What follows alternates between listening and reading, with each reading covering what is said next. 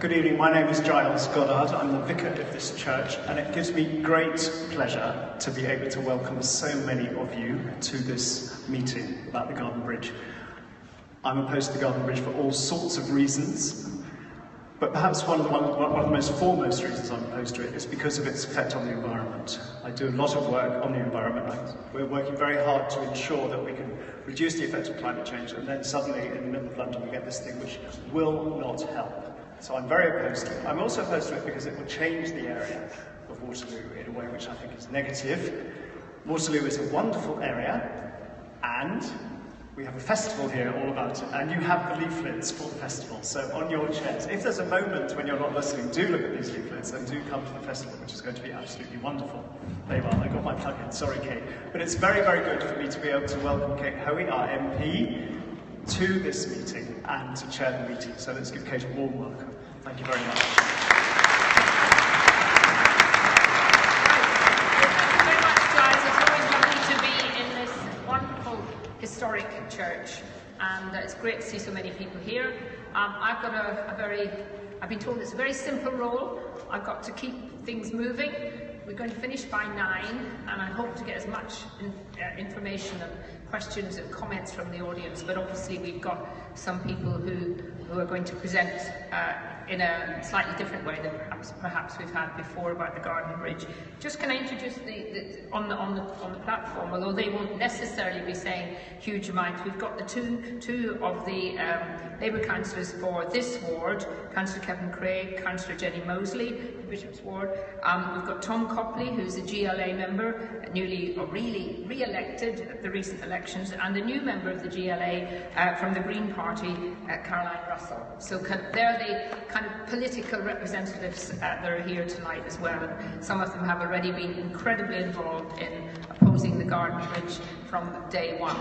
So the order of tonight is we're going to start off with Michael Ball, who everybody knows has been kind of spearheading this from the beginning and is going to bring us up to date with where we are, and then we will lead into some of the presentations before we go into a general discussion about how we go forward to win this campaign, because in my view it's very, very winnable. I've always thought it was winnable, but even more so today. So Michael, can you start off please by, are you doing it from down there or are you coming up? No, I'm standing here. Michael Ball. Thank you.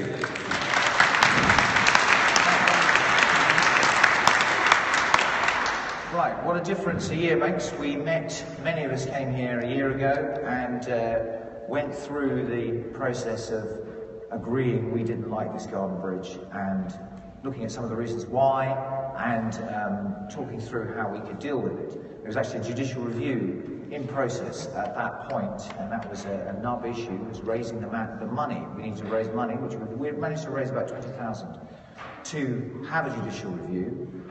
We started on that process, and we actually came to a standstill on the judicial review, because what we realised with the barristers, it was a difficult situation. We had a 50-50 chance of winning, in our view. Lambeth offered to pay all our costs if we withdrew, and they put in a requirement for a guarantee for all of the ongoing maintenance of the bridge for the next 125 years. So the Lambeth were requiring a guarantee which they hadn't required up to then. They'd only required 5 years of funding. Now what we realised was that this was a trap that we could fall into or they could fall into, and we dodged it by agreeing to say, okay, we pay all our costs, we'll stand back, and that's what we did. So we've still got all the money that we started with. And we said, we put this guarantee requirement in place. And we were right, because only a few days later, in fact the day before we were due to go to court, Boris, with a flourish, signed an instruction to his officers to issue a guarantee to underwrite all of the costs. Had we gone into court, that bit of paper would have been waved around and we'd have lost. But it's never been followed through.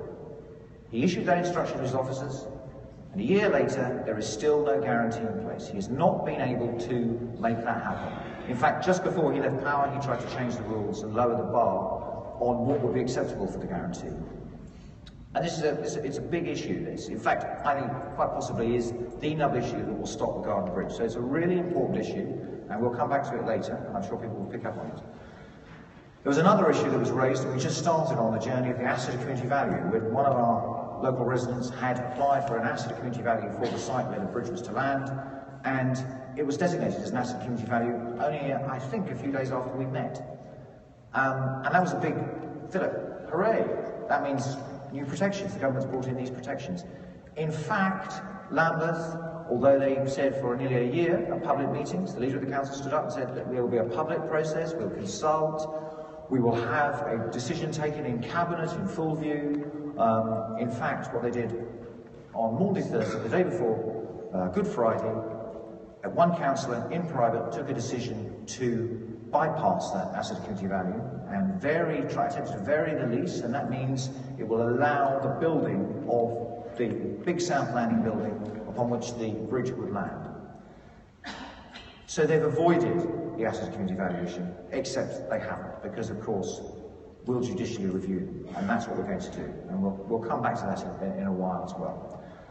There were also, when we met, 46 conditions that have been imposed by Lambeth and Westminster, and many of those conditions have since been fulfilled. Many of them still are not resolved, but a good number of them have been, and it's been an extraordinarily depressing process going to Lambeth planning. We've been several times, a whole group of us, and it's been mainly talking to a brick wall on this. Again, I'll give you some examples, but the most obvious one is the toilets. There were going to be no toilets. They put in a condition requiring some toilets. We went to the British Toilet Association. We asked how many toilets would be appropriate. They said about 30. No one asked the British Toilet Association from the Garden Bridge Trust, and they offered 7. And that's what we've got. We're going to have more toilets here, fewer toilets here than at the Clapham Picture House, but the sort of numbers you get at the Eiffel Tower. The really stunning thing that's happened in the last year is the dodgy procurement process. The revelations have been tumbling out as the... Sorry, I've just got an awful message come up on my thing saying it's a Trojan. Hope not. There's been some awful stuff that's come out with the procurement. It's been tumbling out about what's been going on. Again, we'll come back to that. And the timetable has completely collapsed. They were supposed to be on site last autumn, and they're nowhere near getting on site even this autumn. And with any luck, with meetings like this, they won't be on site at all. And they still haven't got the money. But perhaps most importantly of all, we've got a new mayor. So we've got a chance to actually stop this. And that's absolutely critical for this evening. You've got to remember, that's the context. We've got a new mayor, and that new mayor needs to be persuaded. I haven't got the new mayor's phone number, but I've got the leader of Lambeth Council's phone number. She's actually sitting in a meeting right now, and they're going to debate the Garden Bridge, and we're going to lose 2 of our councillors, our ward councillors. They're going to go down to Town Hall to get in with that debate. There's a very small debate being allowed for the first time ever within Lambeth Council. They're going to discuss it rather than the whole decision being taken by one person. So, if you want to, you could tweet, or you could text this number, and you could write down South Bank down the river. You could write anything you like to dear old Liv Peck. Now, we did this last year. We did it to the deputy leader, who actually I'm a bit fond of. He's a nice fellow, and he told me over a jar that his phone went off the entire group meeting, and he was fuming, he was furious, he kept buzzing. He couldn't work out what was going on, and then he realised he got all these texts. So do it. It is effective, and there'll be more of these coming up through the evening. Right, I'm going to quickly touch on this dodgy procurement process. Sorry?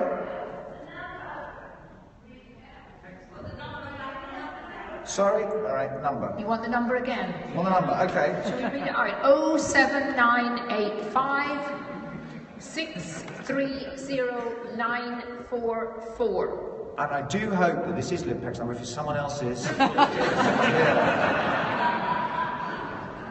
really sorry. Okay. So I'm going to briefly touch on it. The GLA has been instrumental, and Tom has been one of the people that's been digging away. Len Duval was my heartthrob a few months ago when he took to pieces one of the officers who was making the most outrageous defence of what had happened, and collapsed in the end and said, yes, you're right, it's not fair and it's not transparent.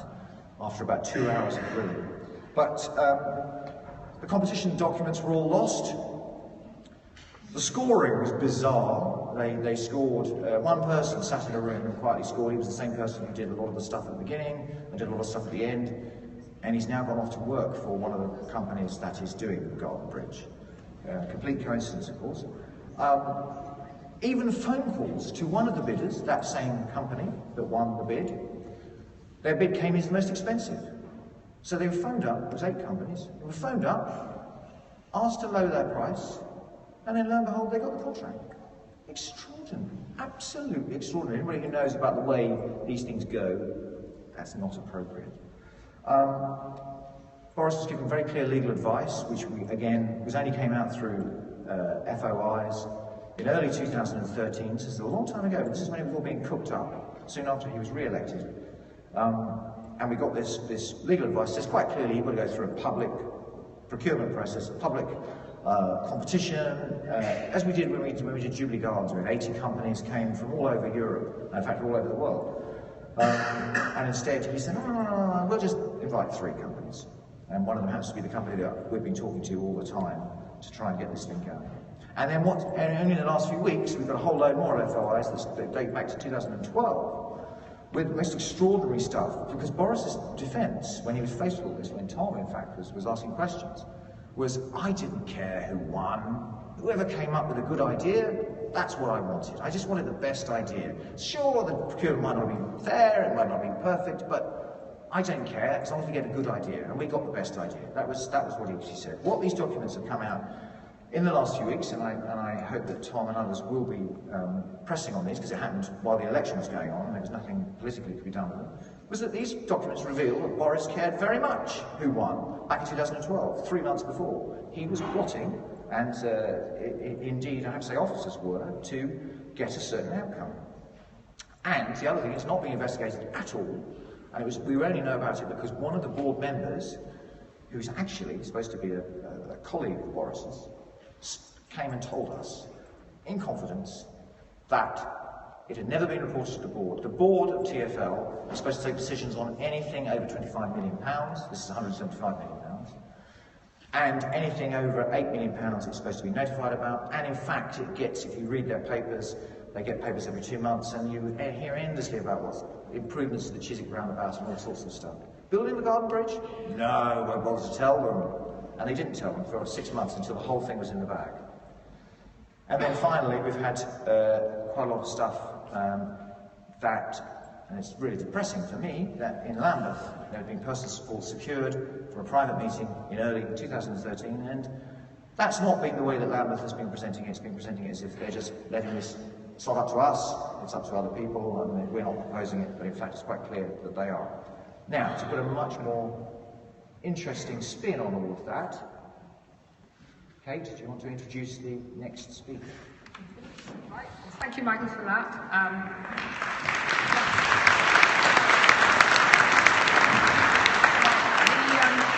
The first of our presentations is from Ian Ritchie. Now, Ian is part of Ian Ritchie Architects, but he was the former Royal Fine Art Commissioner, and he was a founder commissioner of CABE, which, as you know, is the body that looks at the design of quality of buildings. And he's going to give us his view on the shortcomings of the design, what questions it raises and what questions does the Garden Bridge answer. I'm sure we've all got our own views on the design, but it's good to get Ian to give us the presentation. Thanks, Ian.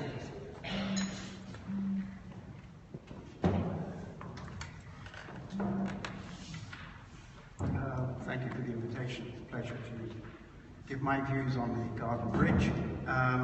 And I'm going to read a text, partly to avoid being misquoted by the press. There are visuals which will come up, and I'll nod to Michael. I want to be clear from the outset that neither the Greater London Authority nor Transport for London TfL have promoted the need for a pedestrian bridge in the location chosen by the Garden Bridge Trust. There has been no previous pedestrian demand or impact study. It is evident to everyone with any understanding of London that a bridge here has never been on anyone's radar, as a transport priority. There simply is no need. If there were, a proper and thorough Transport for London assessment and design brief would have been prepared. There was none for a bridge design. Boris Johnson, to a conference of civil engineers, remarked he wasn't really sure what it was for, the Garden Bridge, other than making a wonderful environment for a crafty cigarette or a romantic assignation. Nevertheless, the Garden Bridge Trust states on its website, the bridge will provide a vital new route between North and South London. It is not vital. What has been discussed for decades is the need for an increased capacity crossing the Thames in East London. There are 34 bridges across the Thames in Greater London, comparing very favourably with the 37 across the Seine in Paris. However, there is only one east of Tower Bridge, at Dartford on the M25, on the periphery of London. Cross-Thames links in East London are the real issue as London's population expands.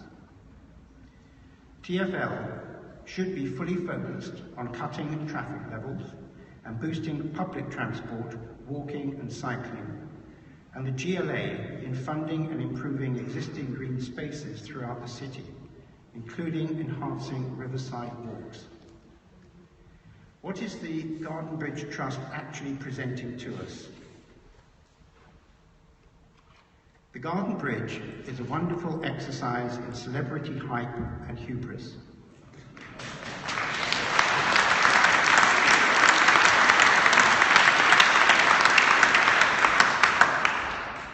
The Garden Bridge was first announced as costing 60 million, all of it privately funded. Now it would cost 175 million, 60 million from the public purse, and paid up front, and cost about 3.5 million, estimated today, in terms of annual maintenance. That's the equivalent of something like 40 or 50 homes a year. Its marketing is based on one self-contradictory proposition alone. It is supposed to be an oasis of calm in the heart of the capital, and a visitor attraction, enhancing London's global appeal, and a quick, useful commuter route. These phrases still appear on the Garden Bridge website. If it is ever built, it will be adding to an already overcrowded area that sees 25 million people a year and offers a very wide range of existing visitor attractions. That's 70,000 people a day on average, peaking probably around 250,000. On the North Bank is Somerset House, with access directly off Waterloo Bridge onto a public terrace overlooking the river, in one of the most expensive areas of London, and next to Covent Garden and Soho. On the South Bank are the Thames Riverside Walk, the London Eye, the Festival Hall, the Hayward Gallery, BFI IMAX, BFI Cinemas, the National Theatre, the Oxo Tower, Tate Modern, and Shakespeare's Globe.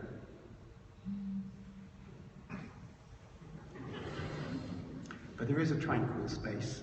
It's Berney Spain Gardens, right by the Thames. The question, a bridge and a garden. I will quote from the FT article by Ed Heathcote. There are bridges, and there are gardens. You might find bridges in gardens, but you do not find gardens on bridges.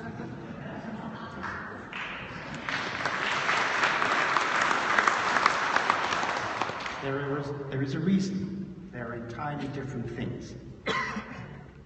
He goes on to say in his article why he believes the London Garden Bridge is wrong in virtually every way. I suggest that you might like to read his article in the Financial Times. A bridge is to connect people to places, on foot, pram, cycle, in a private or a public vehicle.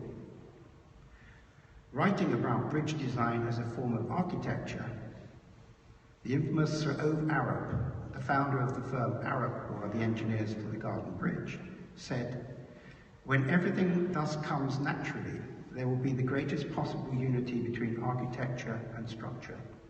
They will in fact be one and the same thing, which is as it should be." I leave you to your own conclusions about the Garden Bridge design. I suspect the Garden Bridge became more immense, bulky and expensive because the arching form of the supports has to carry additional loading from the landscape. They had to become deeper and thicker, thus having to move apart in order to maintain navigation clearance. So the span is much longer than originally envisaged. Please look at the picture that's on the wall. Look at the position of the two supports in the river, because they will change. To overcome this bulkiness, the lines of the structure are expressed, and to protect and give the structure an aesthetic appeal, copper and nickel cladding panels are added. These, I understand, are being sponsored with £10 million from Glencore PLC, a multinational commodity trading and mining company who repeatedly must defend themselves over reported accusations of tax evasion, involvement in environmental damage, and human rights abuses. If it is only for pedestrians then, in this location, a generously wide bridge, say 7 to 8 metres wide, which is twice as wide as the Millennium Bridge, should cost no more than £30 to £35 million. That's under £100,000 per linear metre. The Millennium Bridge was structurally an audacious bridge. The architect wanting it to appear thin, unobtrusive, and not take away the wonderful views across and up and down the river. The engineers sought answers, and it resulted in a lot of the cost of construction disappearing into the ground, with huge long anchors at the support's end alongside the City of London School, which wasn't that convenient for the school, and added, as I say, cost. Yet despite wobbling and requiring £1 million or so more to stabilise it, it was still completed for £22 million. At 325 metres long, that means it cost about £67,000 per linear metre. So why is the Garden Bridge costing £175 million? Because the plants and trees cost £140 million? This is the only reason. If you didn't have the trees and the plants, you wouldn't have a building on the South Bank. People wouldn't be hanging around looking for toilets. So I repeat, because the plants and trees cost £140 million. Some supporters have suggested that new construction by charities, that's new building construction, the Garden Bridge is one such case, should be VAT exempt. But unfortunate as that is, it has been a position for all charities for a very long time. It's tough, but that is how the world is right now. Try getting tax exiles to cough up instead of complaining about that. It is not an accident that there are no bridges with trees. Most people are sensible and plant trees in the ground. Not in gigantic pots dropped into the River Thames.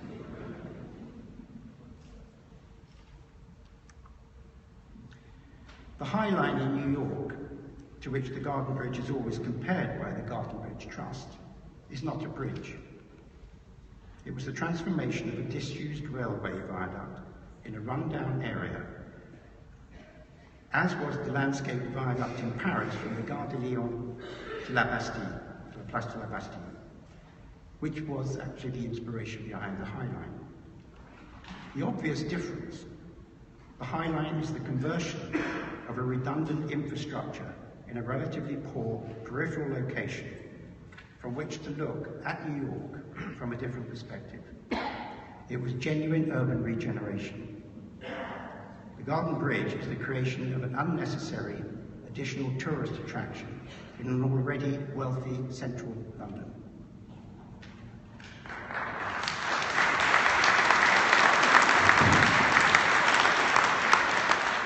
Interestingly, the vast majority of visitors to the High Line have no particular interest in gardens. The High Line simply offers the opportunity to enjoy the sights and sounds of the city from a different perspective. An uninterrupted stroll, 1.5 miles long, that affords a unique perspective on that city in a pleasant environment. That's the High Line experience in a nutshell. I think London already has that. We've had it since before a High Line ever existed. It's called the South Bank. The South Bank is one of the world's great urban promenades and could be invested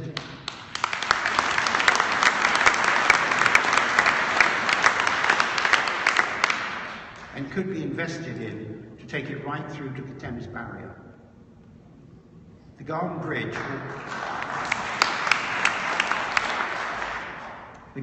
will potentially destroy it by wrecking views, felling mature trees and creating a pinch point along the South Bank, similar to Canterbury. So right in the middle of this wonderful tourist attraction, you have pain right in the middle of it. I would have thought no one would want this to happen. The landscaped High Line and Paris infrastructures were designed to carry heavy and dynamic loads, railways, and do not have large spans. Crossing the Thames means large spans, and I'm sure Alistair later on will explain why. Today, the PLA navigation clearance requirement at this location does not suggest an arched solution, which is essentially what has been proposed. The proposed bridge is essentially 2 gigantic flower pots,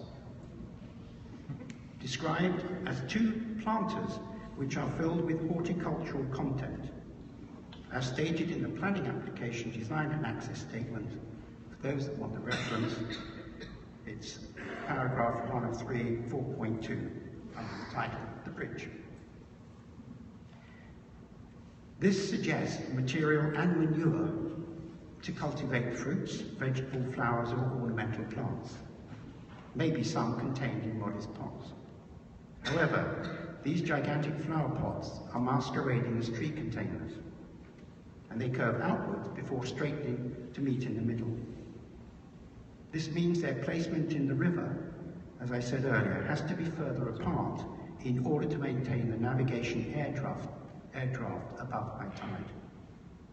In turn, as they move further apart, the curved parts become deeper until eventually the designers and the engineers find a solution to the shape and to the tree containers that allows navigation.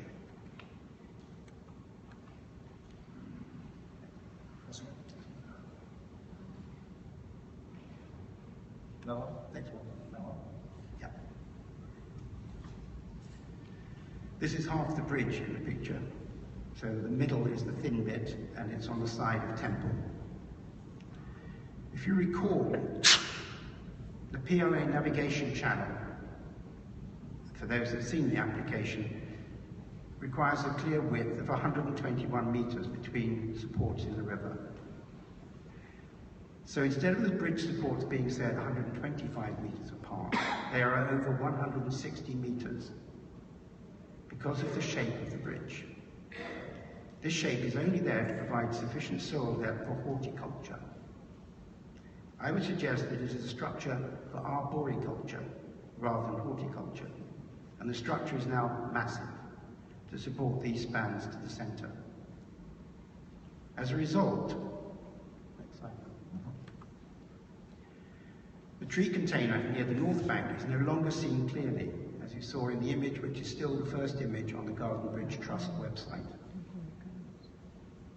The north support can't be seen against the river breeze. It is within 26 metres from Victoria Embankment, in among the boats, whereas the south side is about 84 metres away from the south bank. That is clearly in the river. So the image presented by the Garden Bridge Trust on their website and in selling the Garden Bridge to the public or whoever they're selling it to is deceptive. It's a deception.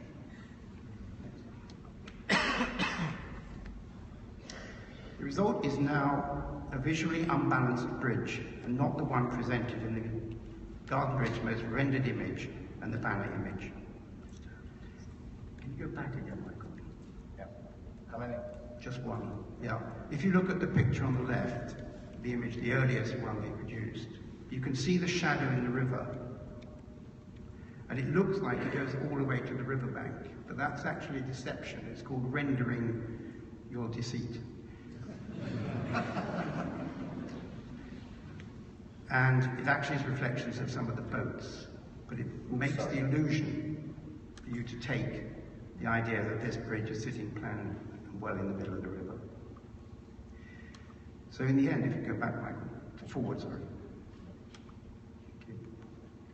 It is clearly reduced. Can you go forward one more? Thank you. It is clearly reduced to a strip as it passes the river edge. It helps to show the bridge as tree containers, as if they are more or less equidistant from each bank and sit almost symmetrically in the river. These images show they do not anymore, and that is because they had to relook at the design and the engineering, and the bridge supports got further apart because of the navigation profile that they had to meet. You'd think people starting to design a bridge across the Thames would start at that as their first constraint and get it right from the beginning.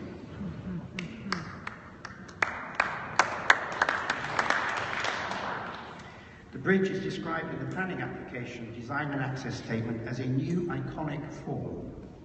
Heathcote again in the FT described it as a pseudo-organic design. Brackets, it has a striated coarseness of something fabricated on a 3D printer. Close brackets, to the bum fluff foliage poking out from it in an optimistic renderings. Everything about this scheme suggests a sweatily nervous attempt to brand itself a visionary project. But that vision, it goes on, is not to achieve any purpose beyond its own existence.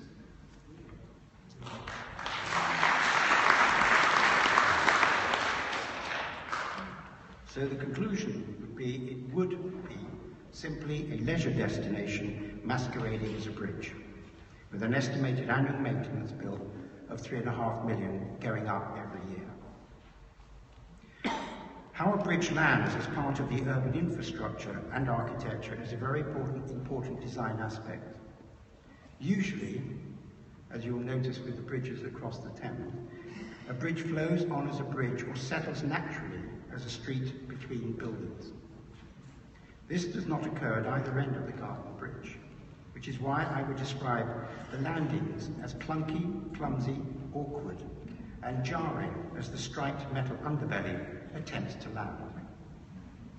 There is a suggestion that it aligns on the north side with Arundel Street, but surely it should have continued past Temple Station and landed in the middle of Arundel Street, well wide enough to have taken a 4-metre wide bridge, having reduced from what they say is a 6-metre wide pathway, because people will be leaving the bridge at Temple to go down into the Tube or to walk along Embankment.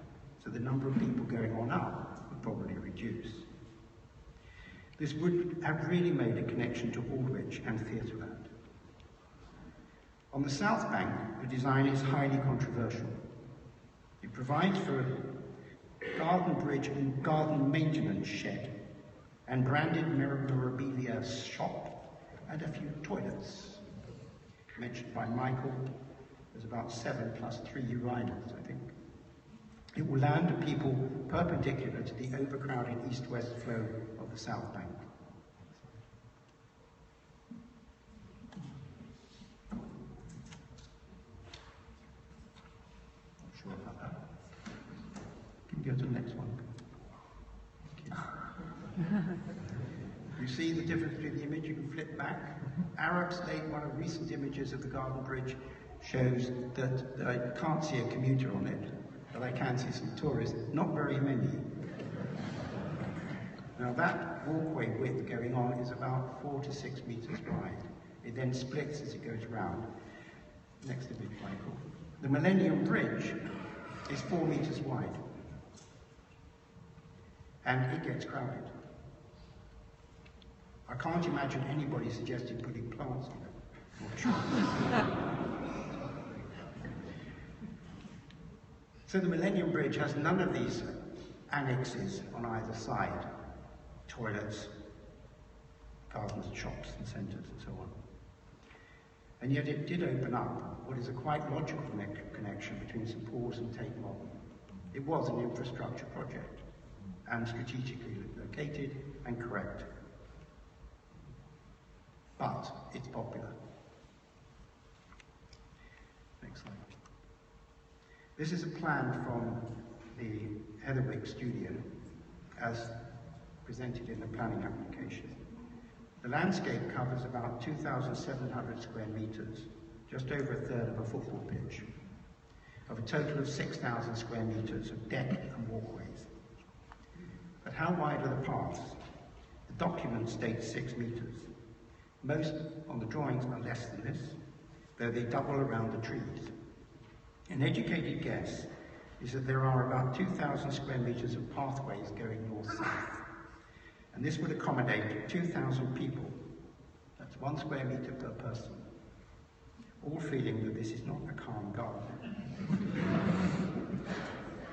But if you think back to the numbers of people per day who might be on the south bank or from the north bank, you can immediately see the image that it's going to create. The bridge, as I mentioned, is clad in cupronickel. That is also known as Hotel Silver, which you will be familiar with. It does have good salt resistance, but not that salty at this point in the river. Its funding is provided by Glencore, and this raises the question of transparency. What will they get from the project in return? We are not told. This applies to all of the corporate sponsors, but it is particularly troubling for those that are ethically very questionable, and that includes Glencore. Will London's reputation and the bridge be tarnished as a result of what and who the donors are? This is happening at a time when public organisations like Tate and the British Museum and other institutions are being criticised for accepting money from the likes of BP and tobacco companies. We should know what is happening. It would have been upfront funded by us, the public. We have a right to know. What is a garden? I believe it's a peaceful place in which to enjoy nature. I fail to grasp the rationale behind the idea that the garden bridge must be planted with 15-metre-high trees, which would destroy views, have already increased the size of the structure and escalated the bridge costs.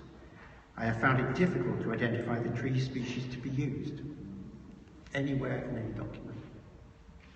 Will they survive even tethered? Or will they be discarded in a design change later? What would this huge bridge look like without them? The trees impact on the structure gets bigger and higher, the costs escalate, and one other result is that the design cannot provide full ramp access at either end. The Garden Bridge say that's because of the navigation channel clearance requirements. It's not. It's the height of the bridge resulting from the designer's desired form and the desire for trees. Security. The Paris attacks made tourist numbers drop in London. However, the whole of the South Bank itself still has over 25 million visitors. Counter-terrorism strategy. What is being imposed? We will never know because it's counter-terrorism. But are we to know now and to understand that it will represent a target? Is this a bridge we need in London then? Safety. The problem of security is not only capacity, but probably also concern with the Met Police that people can hide among the plants. So lighting levels would have to be quite high, in fact very high. However, can lighting cover this risk? Presumably the brighter the lighting for the security and for the surveillance cameras that would be on the bridge, the more the bridge will become a beacon and less of a tranquil oasis. And the garden will offer delightful possibilities for miscreant behaviour. Will this make the bridge enjoyable to cross or to look at? Safety issues will ensure that it will be inaccessible late at night. It is therefore not an open bridge to enjoy. If the design were as audacious and inventive as the Eiffel Tower was in its time, there may have been a stronger case. But I have found no invention or audacity other than the marketing hype and a design that has grown too big and unbalanced in the river. Cities are created by willpower, by acts of willpower, and we have to show ours and be sure that what we are saying makes sense for a future London where resources will become scarcer while the population continues to grow. This high bridge, I call it, is inconsiderate to the surrounding city, the views from Elsberg special landmarks, the spaces around its landings. It is overscaled, now out of proportion, and its tree containers are placed awkwardly in the river. Flawed as it is, its serrated form with its shiny underbelly nevertheless shouts, "Look at me. Look at me." We cannot and should not be expected to support this vain folly, which will probably end up as London's first oyster swipe bridge because of bottlenecks and overcrowding at both ends and in the middle, incidentally making it useless as a quick commuter route. It is a dangerous folly and sets precedent for London at many levels. As Oliver Wainwright's headline in The Guardian reported, London's Garden Bridge, it feels like we're trying to pull off a crime. You take one voguish designer, one national treasure, and one icon-hungry mayor, and what do you get? A floating forest across the Thames. But can anyone say what the £175 million Garden Bridge is for? My final comment is a message to the new mayor. Please do not fall for the proverbial image, throwing good money after bad, or in for a penny, in for a pound. You are surely wiser than to fall for that sunk cost fallacy. You should use your powers to cut our losses and demonstrate wisdom. Thank you.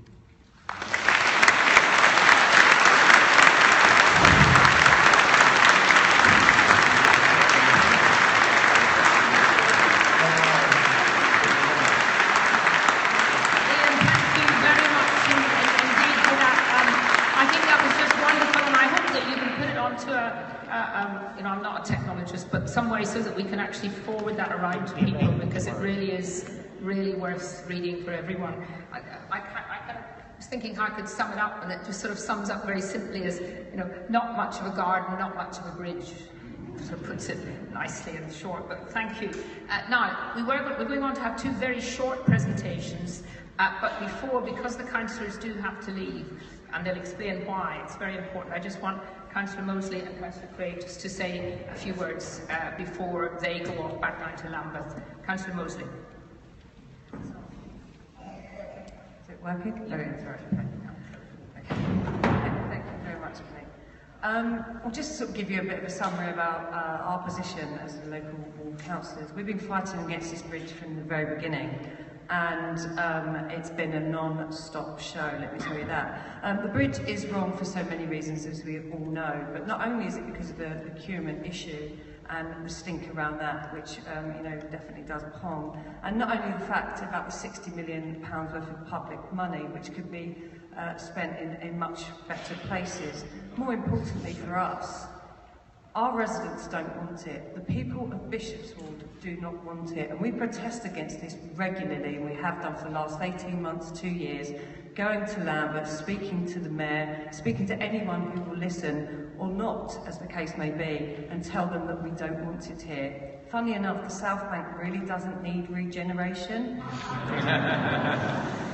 When I was first elected as a local councillor in 2014, a position that I feel very honoured and privileged to hold, and I know my fellow councillor Kevin Craig does too, I thought it was really going to be simple. I thought that I would take issues from my local area and I would take them to our local town hall and I would talk to my colleagues and my comrades and I would tell them what was wrong and they would make it right. Clearly I've not made many friends at Lambeth because sadly nobody consults with us, nobody actively listens to us, and more importantly we feel that people actually don't care what we think and what we feel down in here in Bishops, even though we're representing our constituencies. So despite that, and despite the fact that we will continue to fight politically, whether it be behind closed doors, whether it be strongly worded emails, because there are several of those, whether it's call-ins or refused motions, we are here to represent our residents, as well, I am one of them, I like to say, and we'll continue to make the point that we do not want the bridge here. And for that, I'm going to hand over to Kevin.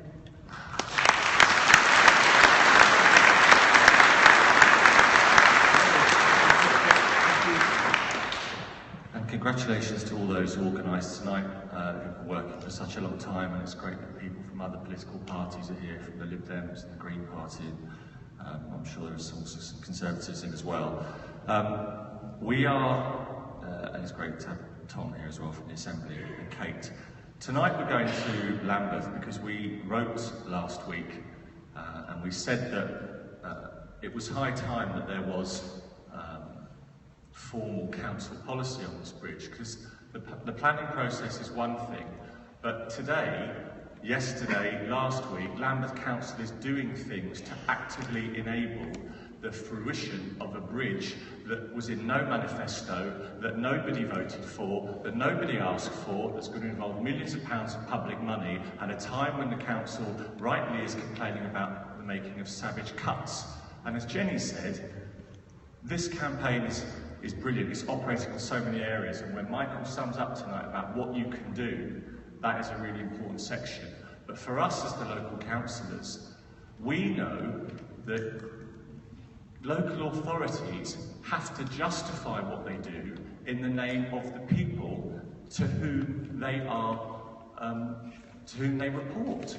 And Lambeth Council will not be allowed to carry on supporting this bridge outside of the planning process when nobody has voted for it and nobody has asked for it. And we want a whole load of questions answered, including questions such as, we believe TfL has exerted immense pressure on Lambeth Council, including potentially making threats to members of the Cabinet about the consequences for the authority were this bridge not to be enabled, and it's not right. So regretfully, we will be leaving this meeting at 8 o'clock, we'll be going to the meeting of the Labour Group, and we'll be saying in the name of the people who put councillor in front of our names why the council needs to withdraw its support.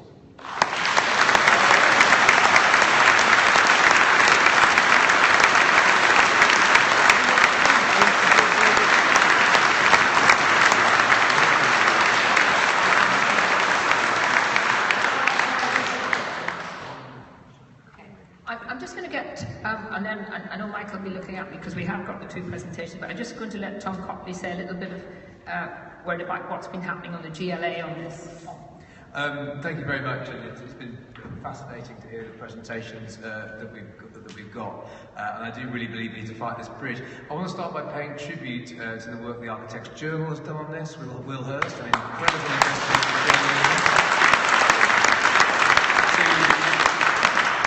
To Kate, to your local councillors, and actually in the spirit of cross-party work as well, Caroline Pidger, the Liberal Democrat member, very active on this issue, and I sort of got involved. I mean, I was sort of opposed to it in general terms anyway. I really got involved over the procurement stuff when we looked at this on the Oversight Committee at City Hall, and it seemed to me that the process had been rigged in favour of Thomas Heatherwick, and it was not an open and fair and transparent process. And you had a situation where the Mayor of London had gone to San Francisco, apparently to raise money for a pedestrian footbridge. That's what it was. It was the Temple to South Bank footbridge, not a garden bridge. That was what TfL put a tender out for a couple of weeks later. But it transpired, we had to drag this out of him, that it was that he was there with Heatherwick, Thomas Heatherwick, and he was actively raising money for the Garden Bridge design, and then went on to tender for something that was not a garden bridge. And I always put it like this: if I went to 3 designers and asked them to design me a car, and I tipped off one of the designers I really wanted a red convertible, would it be that surprising if that one designer came up with the design that I wanted?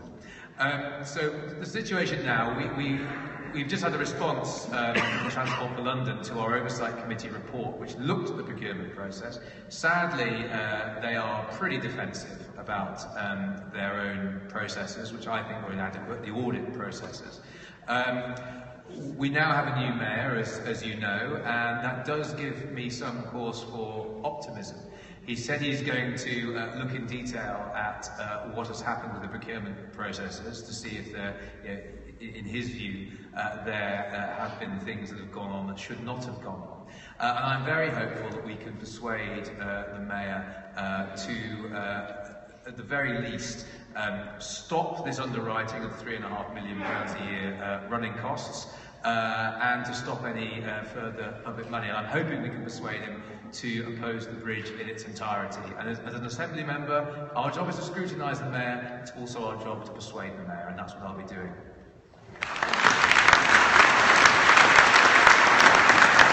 Caroline, you're very new. Would you like to say a few words now, or do you want to wait till later? I think Tom's covered the recent stuff with the London Assembly, so I'll wait till later. I mean, I'm a walking and cycling campaigner, just elected to the London Assembly. I've been watching this amazing campaign over these last months, just generating more and more oomph behind it, and it's, there is just no case for the Garden Bridge. Quite obviously, we've heard it very eloquently from Ian, and yes, I look forward to hearing the next episodes. Thanks very much for coming along and being here so soon after you've been elected.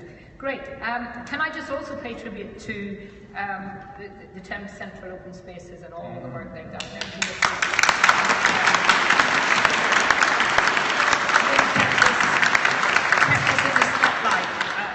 Local people, voluntary people doing it in their own time, it really has made a difference. Okay. We're now going to have the two, and I do say they're short. I know the last one was very long, but it was well worth listening to. The next short presentation is from Alistair Lenchner, who's the director at the engineering firm Expedition, and he actually led the design team. And here my knowledge of French will not be very good. The Millau, is that right? Millau Viaduct, on what makes good bridge design. Thank you. Thank you very much, Kate. I'll try and be speaking a few brief points. I actually worked on the Millau Viaduct and also the Millennium Footbridge in London, so I've got both. I'm a big fan of bridges, bridge design. As an engineer, I'm always very interested in innovation, technology, and I think the idea of integrating things, which the Garden Bridge suggests it is, integrate a garden with a bridge, superficially sounds quite interesting. We've all got smartphones which integrate things. In infrastructure terms, there's actually a very good example of integrated design, which is the Victoria Embankment on the other side of the Thames, where Bazalgette integrated an underground railway with a river wall, an interceptor sewer with a new road, and public realm successfully. But we take it for granted today as a good design. But as an engineer, as a designer, there's a few basic tests that you have to pass to decide where you're going to make sense to combine two things, integrate them together, garden with a bridge. And the tests should be for combining, are the functions compromised? So in the case of a garden with a bridge, you'd expect it should be an uncompromised garden and an uncompromised bridge. I think the fact that they're compromising the access across the bridge for cyclists in particular, and even the hours, already suggests that it's a compromised design. I'll come back to that. So for me, it's already starting to fail the test of whether it's worthwhile. The second test is, are the uses compatible? That you've got a garden with a bridge. Ian's already suggested, is that a good idea? It might be feasible to combine a toaster with a hairdryer doesn't mean it's necessarily a good idea.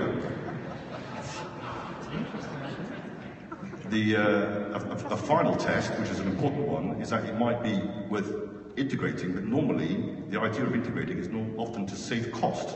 You put two things together to save money. Ian's already alluded to the cost issue, and there's lots of people out there who think the cost of 175 million for a garden with a bridge is more than it should be. Which TfL is an organisation I have a lot of respect for. They're admired around the world as a transport agency, and ordinarily I think they're an excellent organisation. But something seems to have gone wrong on this project in terms of they end up endorsing something which doesn't seem to be compatible with what they normally do.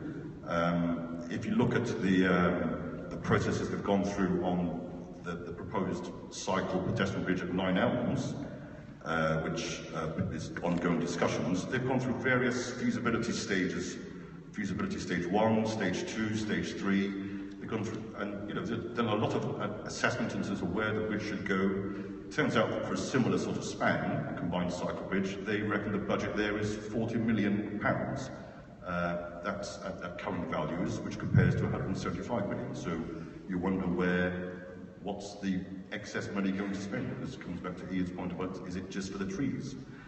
But on TfL also, if you look at their policies for the bridge, preparing, trying to justify the bridge, they try to say, how does the bridge respond to its policies? And it talks about a policy to improve capacity and accessibility of public transport, walking and cycling, particularly in areas of greatest demand. And if you are going to have a bridge there, it so happens that we've got these quiet way network, which a lot of you might know about the cyclists, where they're trying to create a network of quiet cycleways where you can cycle on quieter streets. You'd have thought this would have been an opportunity to have a cycleway across the river, if you're going to have a bridge there at all. Surely allow people to cycle across it. And in response to their own policy, they say, while cycling will not be permitted on the Garden Bridge, signage will be integrated at entry-exit points to promote cycling as a means of access to the bridge. So that's like designing a new road bridge across the Thames and telling people on buses that you've got to get off the bus at the end of the bridge, walk across, and then put a sign at the end of the bridge saying you should promote the use of buses. It's just perverse. So there are, as I say, TfL ordinarily I think is a very good organisation, but something seems to have happened in the processes. One of the things that TfL are trying to promote at the moment actually is 24-hour tube, if we can finally get to that point. London is becoming increasingly a 24-hour city, and hopefully later this year we might actually get a 24-hour tube. So ironically, this will become the first bridge in London specifically designed from the outset deliberately not to be 24-hour. It's be bonkers. So I think it fails on that count for me as well.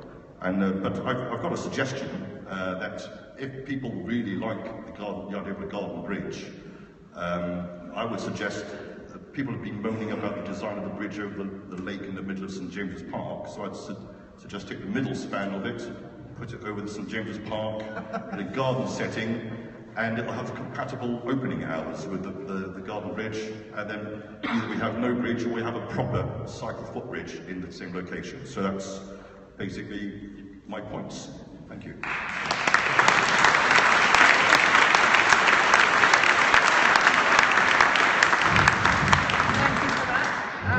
Now we've got Dan Anderson, who is going to talk a little bit about good procurement processes and how they can also help in good design. And Dan is with 4th Street, which was referred to as a place-making consultant. I think, Dan, you better just explain that word, place-making consultant. It's basically trying to, helping our clients to create places that people would want to visit and that people would want to enjoy. So at various stages, we've worked with most of the big visitor destinations on the South Bank. So we watch the evolution of that as a destination with great pride. I was asked to speak very briefly about procurement processes, and Alistair asked the very pertinent question, what went wrong at Transport for London? And we've heard, almost everybody here I'm sure is familiar with the unfortunate way in which design and engineering services were procured for this project. All those secret meetings with a single bidder before a design competition was even announced. We've heard some of that detail. I'd like to broaden it out slightly and just talk about the concept for a garden bridge and how did that come about? How did it come to be? Any major investment of public funds requires a business case. And whether we call it a business case or an economic appraisal or an options appraisal or a cost-benefit analysis, you'll hear all these terms. They are all effectively the same thing. And they all ask what is essentially a very simple question. What is the option that delivers our objectives at the best value for money and at minimum risk? That's all it is. The execution can be very complicated, but the principle of a business case is as simple as that. And nested within that very straightforward question are all of the elements of a competent business case. You need a credible set of options, genuine options, not manufactured ones. You need to evaluate them in terms of value for money and risk.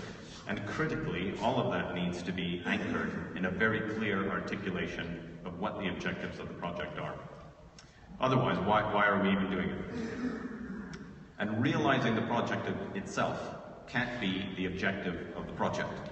That's just a circular argument that defeats the whole purpose of the appraisal. Unfortunately, that's exactly what TfL did. The question is, what policy objectives are being advanced by the project? And in this case, we've heard talk of three policy areas that are supposedly advanced by the Garden Bridge: transport, regeneration, and tourism.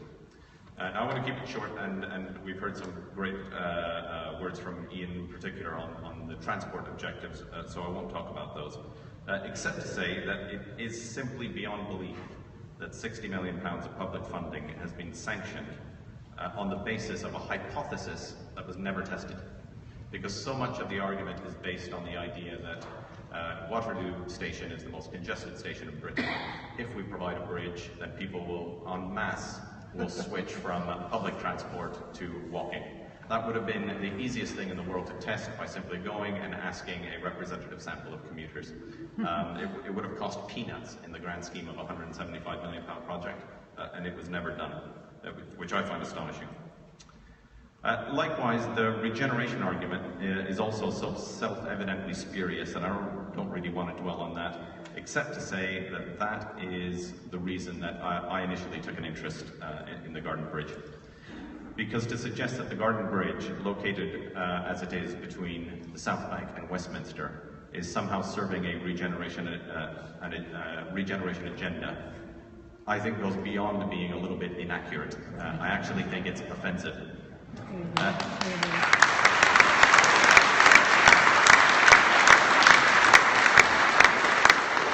It is an insult to all those individuals and organizations that are breaking their backs to make a difference in communities that are genuinely suffering from sometimes extreme cases of economic deprivation.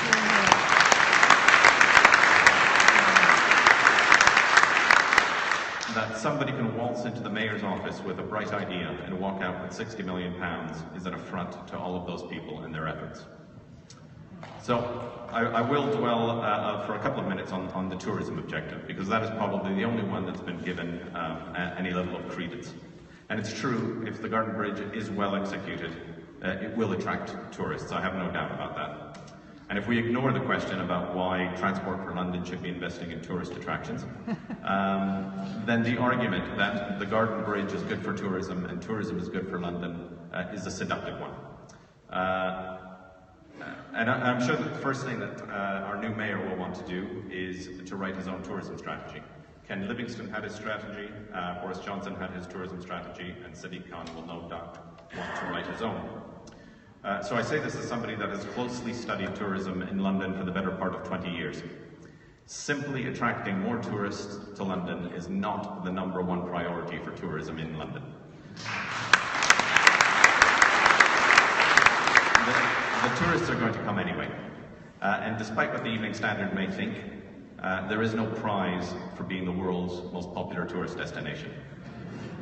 Our objective should be to maximize the value that we get from all of those tourist visits. And we are long past the point of diminishing returns from every additional visit that comes to central London. Why? Because they are all going to the same places at the same time. And at this point, all it's doing is displacing the expenditure that we would have made ourselves. Who among us in this room is fool enough to go to the British Museum in August? Tourist London is not the London that we all know. Tourist London goes from South Kensington over to Tower Bridge, from the South Bank up to London Zoo, with a pocket over in Greenwich and a couple of pockets over at Kew and Hampton Court. That's it. The tourists aren't going anywhere else. So if we want to maximize the value that we get from tourism, then the tourism strategy should do two things. It should better distribute tourism expenditure throughout the city, and it should better distribute tourism expenditure throughout the year. Those are two objectives that are poorly served by a garden, of all things, in central London, of all places. To conclude, like most of you, I assume, I was relieved to read in yesterday's Observer that Sadiq Khan has promised to investigate the unorthodox procurement of the Garden Bridge. Part of me is also a little bit worried, because you can almost predict the narrative that could possibly unfold. The review will find that the procurement process was manipulated to achieve a predetermined result. But there will be no suggestion of rerunning that particular procurement process. It will all be treated like spilled milk. A rebuke for Boris Johnson, a humble mea culpa from Transport for London, a promise to do better next time, and the project is allowed to continue. That is the inevitable consequence if the review looks very narrowly at the procedural issues around the procurement of design and engineering services. So it's important that it has a wider mandate than that it doesn't just ask what went wrong, that it asks why. Why was it so important for Heatherwick Studio and Arup to win that contract? Because the answer to that question will reveal that everything I've talked about in terms of transport objectives and regeneration objectives and tourism objectives has all been a smokescreen from day one. The truth is that the real objective of the project is the project itself. Everything else has been reverse engineered to justify that outcome.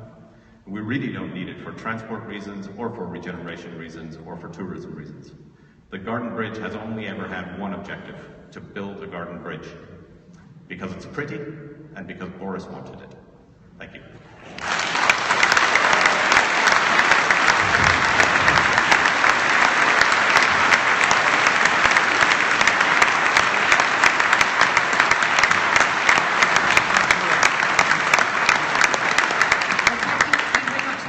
That was another wonderful presentation, and I mean, it's great. We've got getting these little slogans that will be able to be used in tweeting. The real object of the project is the project itself. I think that's really lovely, neat way of summing it up. Okay, now we're going to have a bit of time now for some interventions from the floor, preferably short, preferably constructive in where we go from here. And then we've got here also 4 other people who are sort of experts in their own area who will come in at some stage, as I think that it might be appropriate. We've got Phil Marson from the Ramblers Association and how the Garden Bridge will impact on walking. We've got Terry Patterson from the London Cycling Campaign on the opportunity costs and opportunity for cycling loss. We've got Harry Fairhead from the Taxpayers Alliance on the impact of private pursuits on the public purse. And Richard Reynolds from Gorilla Gardener on why this would not be a garden. So I also, can I welcome Adele Morris, who is the Lib Dem councillor for Just Across in Cathedral Ward in Southwark. And as somebody tweeted a nice picture there, we really are quite cross-party here, which I think shows just, you know, how much support there is to not have this garden bridge. And when we get that cross-party political support and we build that up, I think it's going to be very, very difficult for the new mayor to really push this forward, we hope. Okay, I think there's lots of roving microphones, aren't there, Michael? Yep. So let's take 3 at a time, and if you can make them either, I mean, it may be that there's not an awful lot you want to ask, but or say, but if we take 3 at a time. So where would yes, gentleman there. Anybody else further on this side? at this stage? Anybody else? One behind you, and one more down there. No? One more? Anybody here? One right at the front. That's 3. Okay, 1, 2, 3. Thanks. My name's Peter Hamilton. I live across the way in Southwark. My question is this. We've heard about the £60 million that's been committed by TfL and by the Treasury. We've heard about the future costs. It's easy to see how the future costs may be saved simply by stopping the bridge. But is it possible to stop the £60 million being spent? Because if it is, there are clearly better uses that can be, to which it can be put around the place, including housing, including transport. We'll come back to that one. It's really a point about how much money's been spent and how much we can get back. Yes. Yeah, Anthony Lambridge. I'm actually from East London, where we lack a bridge. I just wanted to sort of elaborate a bit on potentially on Dan's point about the study shouldn't be just about this single procurement route. And the thing that strikes me was a few years ago the sort of the stories and the documents that were becoming public with regards to the procurement of the new London bus, and the fact that that wasn't, even as a design or a contractor's point of view, wasn't properly procured. Now the TfL justified their decisions as a single source by explaining it was a Category B under the EU rules. But a Category B means anything up to £25,000, and clearly these buses cost considerably more than £25,000. And I can't help but think that there is a common denominator in this process, which is Heswick Studios.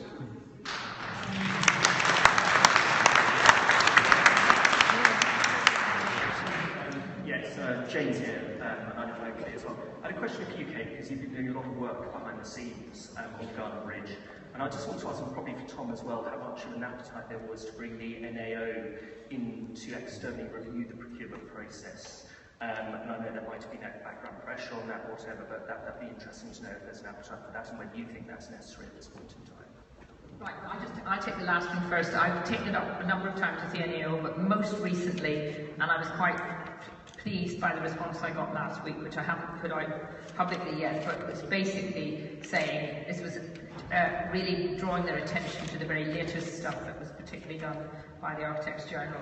And the answer came back that they were now seriously concerned about this and they were looking into it now and would come back to me again. So in the past we've just had kind of, this isn't really our area, this isn't, you know, passing the buck. I think this actually did cause them concern, so we'll have to wait and see. Hopefully in the next few days I should get something back.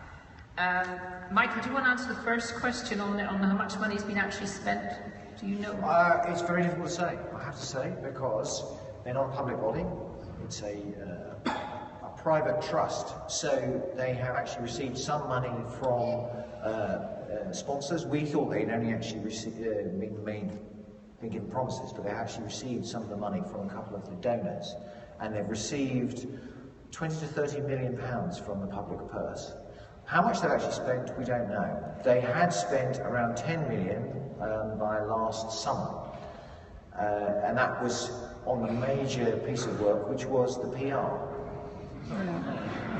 But how much, and the engineering contract for Arup is £8 million, for Arup and Hepwick is £8 million. So they can't really have spent, I mean, I find it difficult to believe they could have spent more than £20 million. But part of the game is, if you're in this game, is you put out the orders. There'll be lots of pictures of them going to Italy in various places and putting in orders for bits of bridges, because you try and make it an irreversible process. We spent so much money, we've got to be allowed to go on. But I'm not convinced actually that that amount of money has been spent, and it's certainly not been clear, and it's something I think that Sadiq, perhaps Tom could get Sadiq to find out how much has actually been spent. And Tom's going to answer the second question. Sorry, did you? So how much is the private sponsor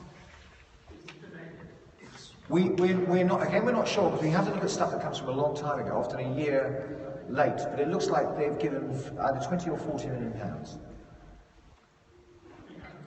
Oh, it's peanuts, yes. Most of the money is promises. It isn't the money up front. But we were quite surprised to find that a couple of the donors actually put the money up front. Very unusual. I should think they're regretting their move.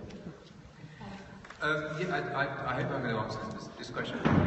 Yes, I mean, Hedderwick and Boris Johnson are not strangers to each other, and of course a new bus for London was designed by Hedderwick Studios.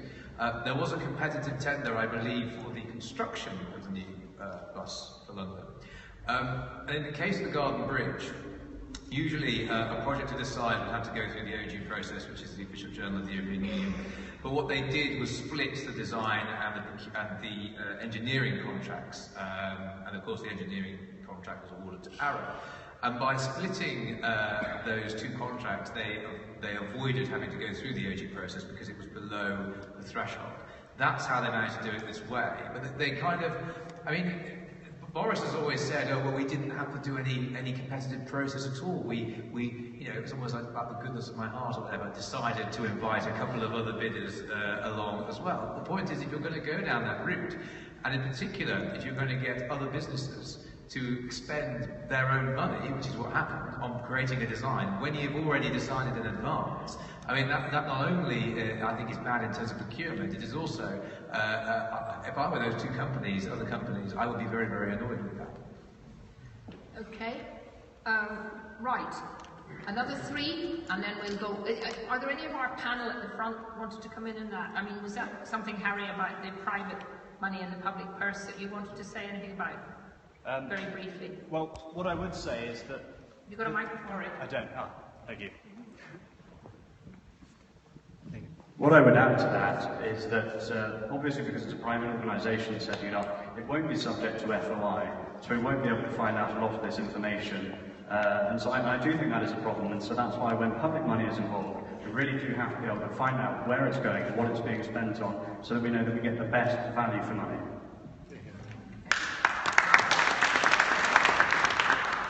Any other questions or points? Yes, one down here at the front and one at the back. Sorry? Isn't it a charitable trust, the Garden Bridge? Isn't it responsible to the public because it's a charitable trust?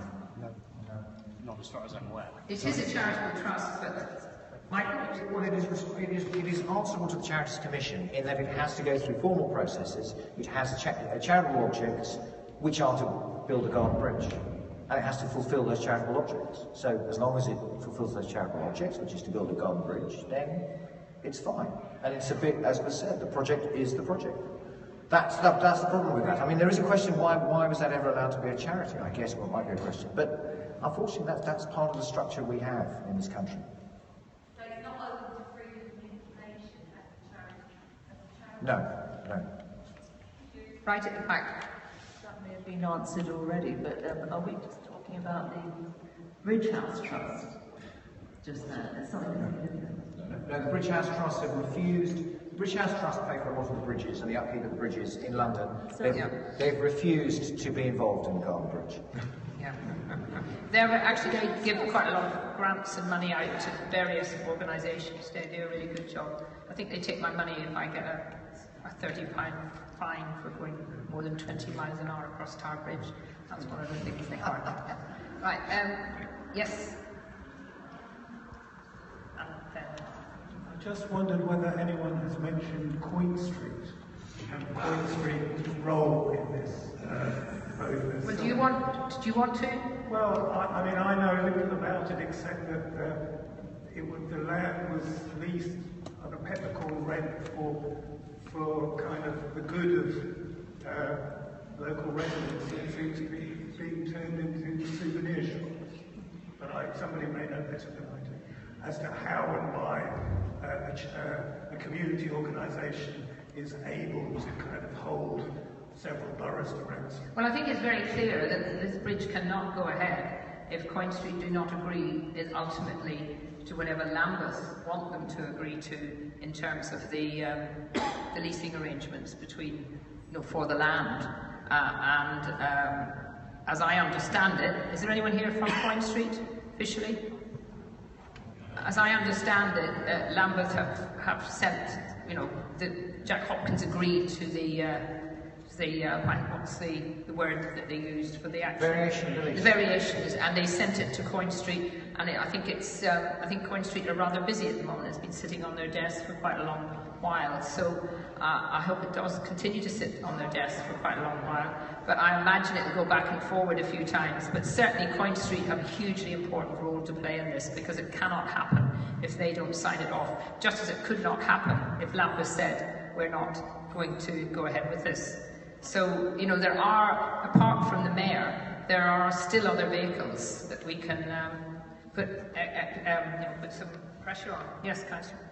Yeah, without wishing to have a go at Coin Street, I have seen Ian Tuckett in particular at meetings saying, well, actually, although we have got this role in it, really it's down to the politicians and it's the politicians' decision. So in every meeting that I've seen Coin Street having to explain to people why they're making this decision, they basically blamed the politicians and tried to abdicate responsibility.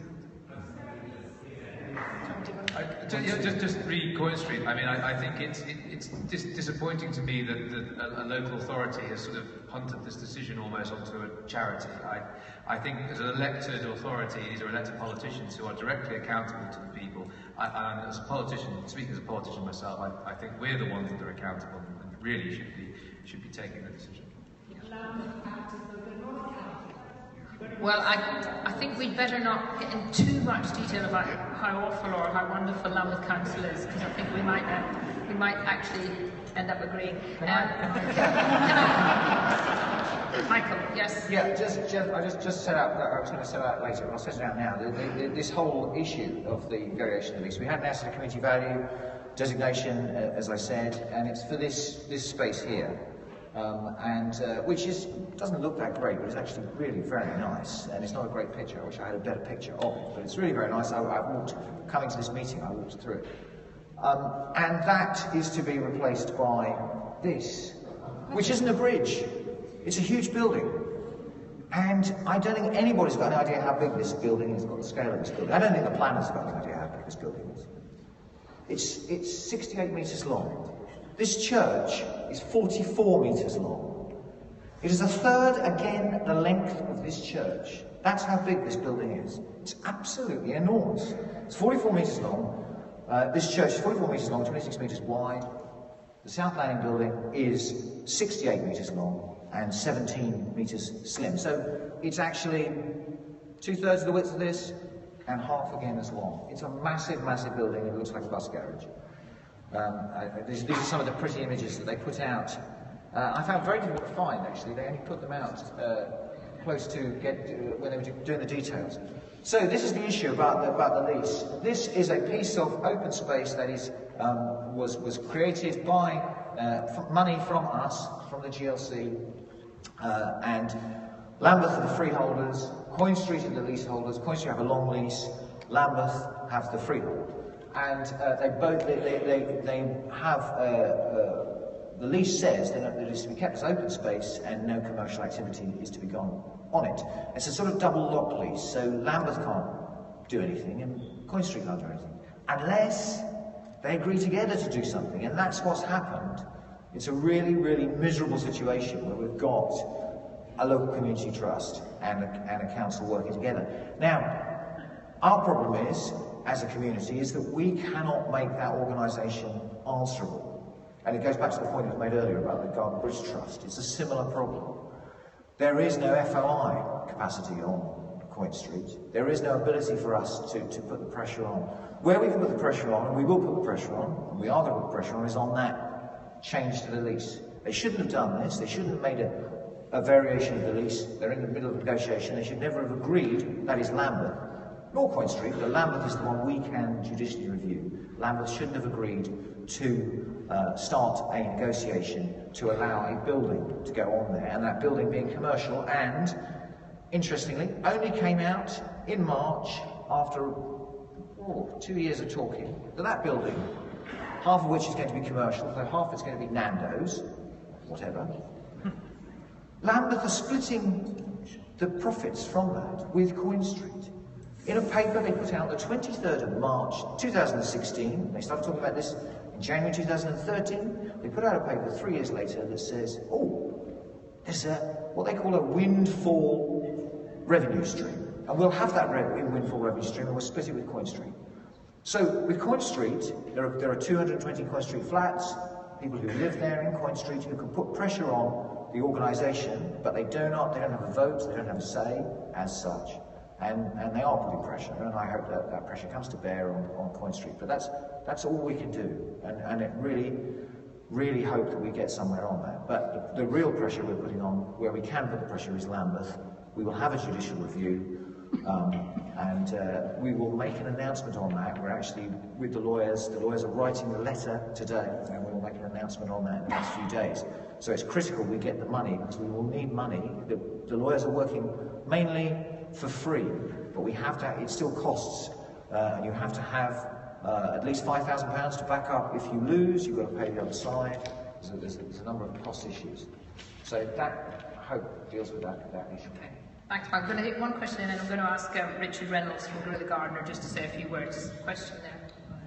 I think he's just coming off of the knees on what he just said. At the meeting at Coin Street a few months ago, I think it's Mr. Turcotte is the leader of the... Tuckett. Okay. He repeatedly said we're not allowed to disagree with our elected leaders, which is insane. However, as a sort of analogy, that sounds to me like when you go out for a drink with friends, you designate a driver, and after you come home, he's driving you home, he's gone quietly mad, and decides to drive you off a cliff, out to bridge, let's say, then we're not allowed to say something? It doesn't seem to make sense, and we can't.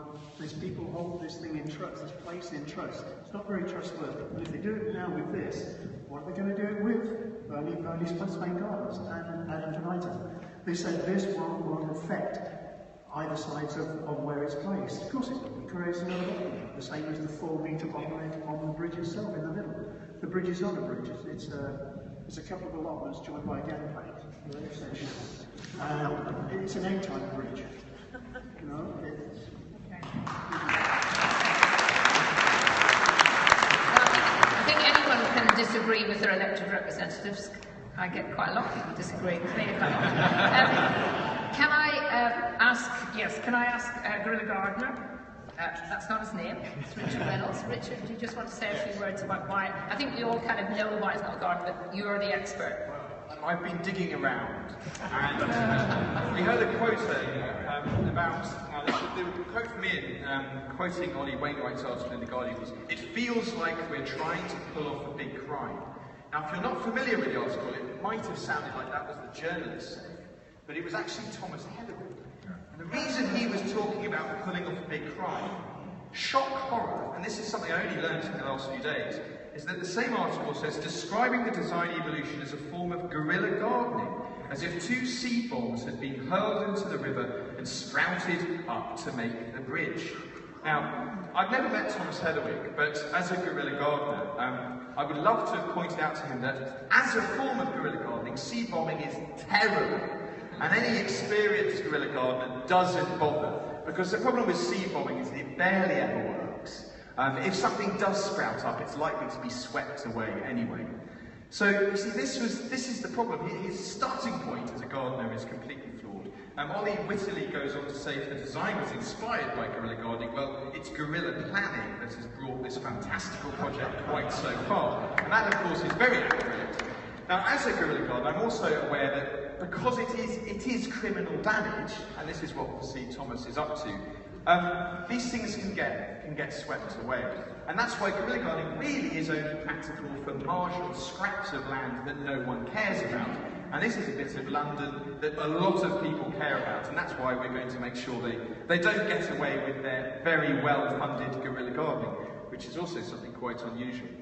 Now, if we look a bit more at the gardening itself, I quoted Thomas Heatherwick. Well, Dan Pearson, who is the official gardener for the bridge, is barely ever quoted on it. Now, he was at a public event a few months ago at the LSE, and Will Jennings, who tweets and campaigns as Folly for London, was at that event, I believe. And Dan refused to answer questions in public about this bridge, which I think is really shameful and shocking, and it perhaps shows how unimportant the gardening really is to him. Dan's bread and butter is making gardens for the super rich and the well-heeled private spaces. It isn't about creating public realm. So I think they've got the wrong man on the job. When we look at it on the website, there's a newish section called Mythbusters on the Garden Bridge's website. And there's quite a lot of information on there, and I can bust a myth you've heard tonight. We heard that there is 2,700 square metres of garden. Well, actually, that's a myth. There's only 2,500 according to their website. So there's even less than some people think. And that's not a lot of garden. The majority of this 6,000 metre square bridge is hard surfacing. So then let's look at the garden in more detail. Not only is it much smaller than the idea and some of the figures floating around of what a garden bridge might be, but the garden itself, these trees, really aren't very significant. Now, the highest a tree is permitted to be, according to their planning application, is 15 metres. Now, height of a tree is a simple way of measuring its impact, both visibly and physically. Now, there may be many in the room who don't want big trees on that bridge, and I support that. But if we're going to solve this bridge on its positive environmental impact, then surely the trees need to be as big as possible. Now, 15 metres is a small to medium tree. These are lollipop trees. And yet the 33 trees that have been felled on the South Bank are London clay that can grow to more than double that height when they're mature. And they're maturing very nicely. They were planted in the early 70s, and they've got a long way to go. There's nothing on this garden bridge that can reach that scale. And there isn't the detail that we've been given. When we're told 270 trees, in the minds that probably paints a picture of a pretty significant forest. But not only, if they're only 15 metres high, have we got an assortment of lollipops, sort of little birches, some cherries, maybe some peculiar varieties of small oaks, ironwood, catalpas, aces. Some of these very pretty little trees, but actually could almost be described as shrubs. If they're going to fit 270 of them in 2,500 square metres, these are not the trees that they're selling us. On that Mythbuster page, there's actually very little about plants and gardens altogether. They're concerned that people say garden is small and plants won't thrive. They're much more concerned about the sustaining of them, which is valid, particularly when TfL are involved, who have a terrible track record of sustaining their trees. But the little that is on there is actually repeated. The final section in the list of myths is actually about plants, which just goes to show how insignificant they think that is in part of the argument, which is very worrying. The final concern was it does nothing for plants, wildlife and insects. Well, they don't quote any respected body, in fact they don't quote anyone to try and justify that criticism, because as I understand it, there are no respected wildlife or environmental groups or gardening groups who are backing this as a garden. We tried to do our own little bit of improvement. The photos you saw earlier, perhaps we can just go back on that slide. There were two photos Michael showed, both of some of those mature trees that will be felled on the previous slide, but also that green space. Now, it's very precious. Yes, it's a calm green space. There's a moment of lull as you walk along there, which is valued. But it could be better. To look at that, I can see why people think, wow, this is a trampled, scrappy patch of grass. It doesn't really invite people to lounge on it particularly. But there are reasons for that. It's because it's right next to the TV studios, and groupies hang around out there when there's a big name act coming past the fence. Now, there were ways that space could be improved where it felt this needed to be a more tranquil space, the kind of adjectives that are used to promote the garden bridge. So Will and I had a go doing a bit of guerrilla gardening there. We planted an apple tree, and shockingly, given my decade of getting gardens to last a decade or so, the tree lasted barely, was it a few hours? The next day it had gone. So that gives me hope, ladies and gentlemen, because if the guerrilla gardening garden bridge, as Thomas Heatherwick calls it, is to go ahead, then perhaps it needn't last that long. Thank you.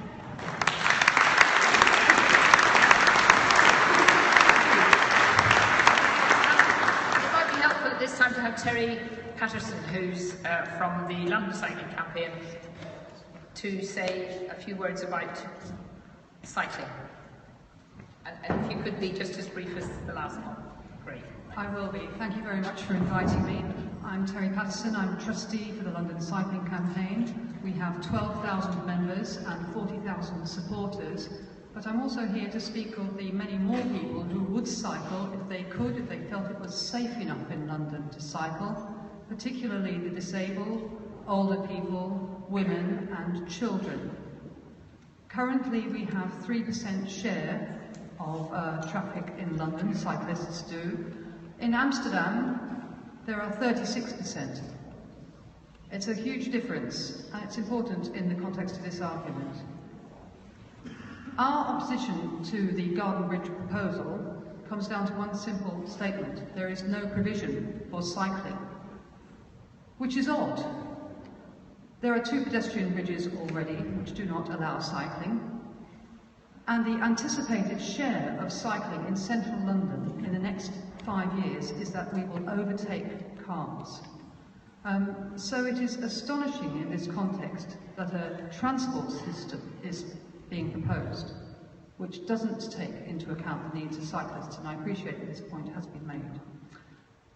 Particularly when the need is so great in London to improve the lot of cycling so that we reduce congestion, we keep London moving, we get people more active, and we reduce pollution. If cycling is not even considered as part of the proposal, then in what way can this proposal be justified as part of a transport system? And I think that point has also been made very adequately. So our second concern is that TfL and Department for Transport funding is being brought in to support this project. The LCC position is that we would be very concerned if funding for cycling was cut back at the same time that this project was being funded. The contribution of 30 million or 10 million or whatever the amount is purported to be, plus the annual maintenance of 3.5 million, is a large amount, and our new mayor has to find even bigger sums. He has to find 1.9 billion to fund the fares freeze.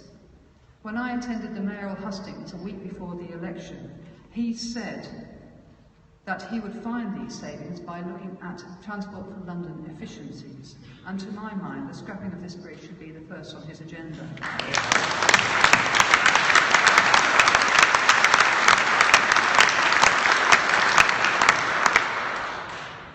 London Cycling Campaign supports, in principle, more crossings for walking and cycling.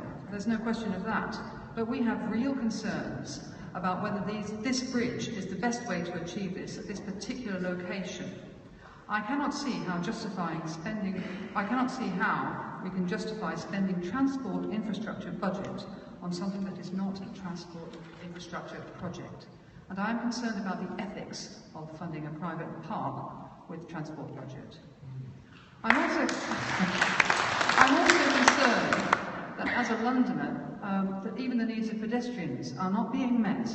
Can you imagine any other London bridge where parties of 8 have to book in advance to cross? London Cycling Campaign will support projects which integrate sustainable travel options for cycling and walking, which are strategic and look at the needs of Londoners. But we do not support this project. It does not include provision for cycling and has the potential to adversely affect the cycling budget in a time of austerity and a time when it has never been more important to support cycling. You may feel that cycling is getting a good deal from the cycling superhighways, and we're very grateful for the fragments that are now beginning to emerge, but make no bones about it.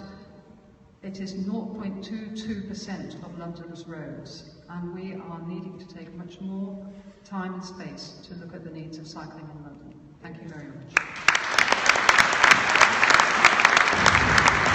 very much, Terry.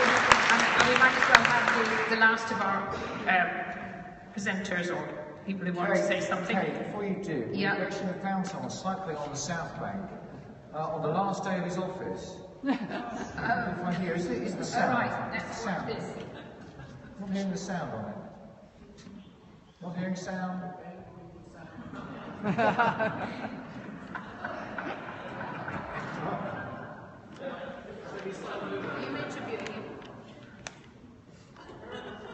Our interviewer. unfortunately can't be. It's a real shame. Because he did say some very funny things. Oh, they should be signed? Yes. All right. Yes. Oh, okay. Yes. Do you want to try and fix it? We'll use it in a minute. No, what I'll do is I'll say, if you want to stop this bridge, we've got to run 2 judicial reviews. And to do that, we need your support, we need your funding. We're going to stick this on the web, and there's actually a series of them. There's a whole little series, and that will be a way of trying to raise money. We need you to advertise this. Get this, it is hilarious, if you can actually hear it. And I don't know what happened there. Had a bit of a malfunction.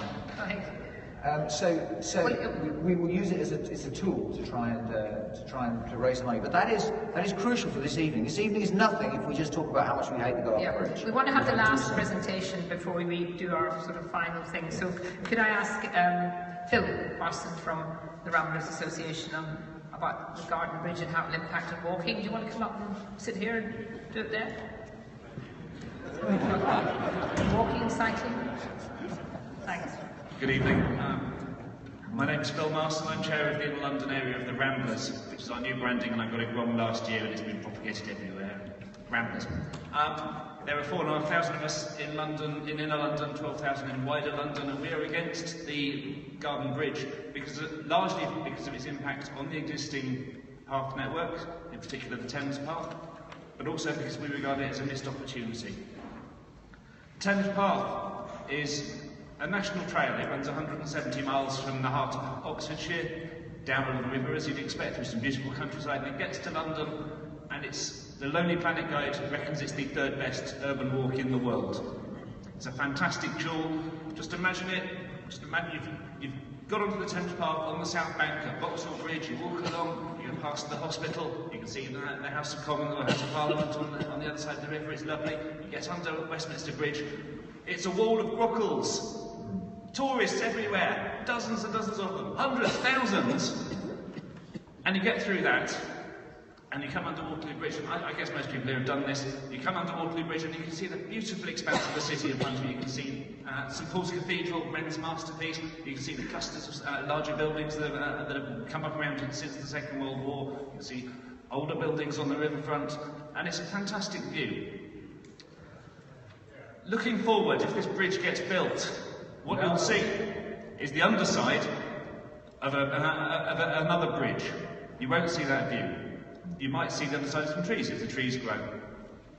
And then you'll walk on another bit to what's currently the space that we saw earlier with the trees, where the path wanders around a bit. There's a bit of space to enjoy yourself.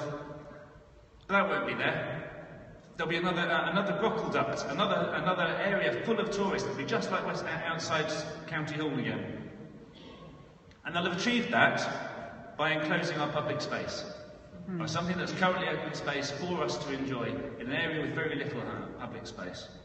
And the beneficiaries of this will be the trustees, will be the people who are sponsoring this, and the tourists who are visiting. It isn't a thing for London, it's not a thing for Londoners.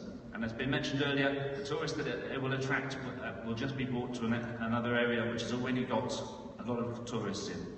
And it'll be a controlled space. One of the things that we love to do in the Ramblers is to take people around London and show them what they're missing.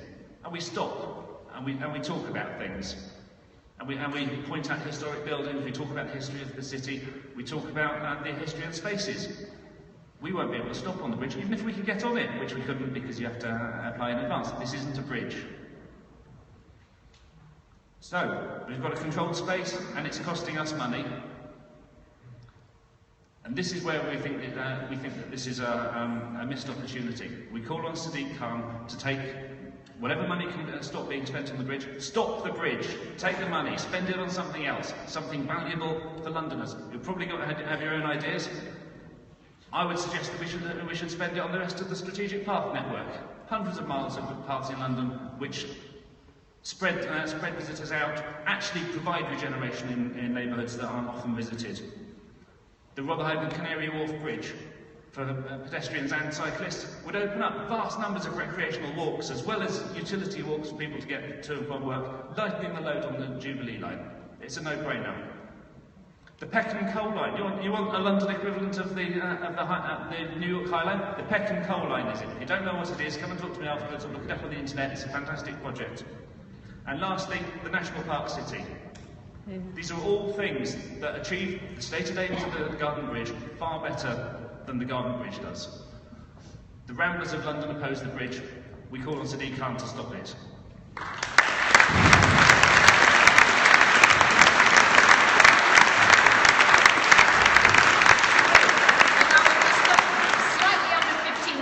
Kind of have the summing up of what we can do, and for Michael to give us some more points on what in terms of the judicial review. Can I just ask, and you won't be lynched, I promise, is there anyone here who has come along because they support the Garden Bridge?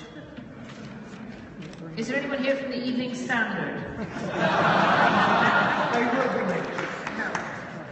Okay, Michael, do you want to come and say anything more on just so everyone's clear what's happening next on the judicial review side? Yeah, there's one other thing I wanted to raise. Do you want to come up here? I know you want to be No, down I'd there. rather stay here. We've talked about the impact on the bridge. You can't keep it Sorry. down here. Is that better? Can Your you hear me now? microphone isn't as good as ours. Oh, it's just... Okay, I can do this. Is that better? Can you hear me now? Right. Sorry, there's been a focus on the reality of what it'll be like on the bridge, that it will be busy. What there hasn't been a focus on, so these are some of the sort of images we've been producing, but what there hasn't been a focus on is, this again is the reality on the bridge, as someone was pointing out, square metre for each person. That's what it will be like. It's this bit that hasn't been looked at, and that is when you get a huge number of people. We saw the Millennium Bridge earlier. Sometimes it gets as busy as that. If the Garden Bridge were to get as busy as that, and the space between them were to be as busy as that, we could be in for a Hillsborough situation. It's a really serious problem. And astonishingly, the police have never looked at it. They've never been asked to look at it. They've looked at the issues of the bridge, and they've looked at the issues of just off the bridge, around where it comes down. But they haven't looked at what happens if people all sweep along across Millennium Bridge, come through under Blackfriars Bridge, which is a very narrow space, along through the Oxo Tower, which is a very narrow space, and then try and get over the Golden Bridge. There could be 10,000 people pushing in each direction trying to get through there, and I could be there going through with my kids thinking, the only way I'm going to get out of this is to jump in the river. It could be as serious as that. And it is astonishing that the police haven't looked at it. Now, we've raised this over and over again. We raised it at the planning committee only a couple of weeks ago. We said, we've raised this before, you haven't done anything about it. You've turned to your officers and you've asked them, what about the police? And they've said, yes, the police have looked at the bridge. And we said, no, we're not talking about that. We're talking about off the bridge, the space between. Can you please do this? And so the planning committee members said, have you asked the police about the bridge? And the officer said, yes, we've asked about the bridge. And they went through the same rigmarole. Now, I want to cut to the chase. I would like Kate to write to the Home Secretary and ask for this issue to be dealt with. It might not be a tragedy in the making, but it may well be, and it's never been looked at. And this is how some of these terrible things happen, because people try and push things through without looking at them properly, and we'll forget about that. So that's one thing. We've talked about the judicial review, or judicial reviews, and I don't have got time to go into the other things. We've got some more mass text. There's some other numbers there, in case the PEC's number was wrong. Do try and mass text them. Always, they're worth, at any time of night or day. And we actually, I want to say, we've got a councillor at the back there. There's a councillor at the back, a Lambeth councillor. Rachel Hayward, fabulous councillor, because Rachel has said no. I'm not taking this anymore because there's several things that are at issue at Lambeth at the moment. This is our key one, Garden Bridge, but there are others, the libraries, and Rachel has said no, and she's been in trouble for saying so.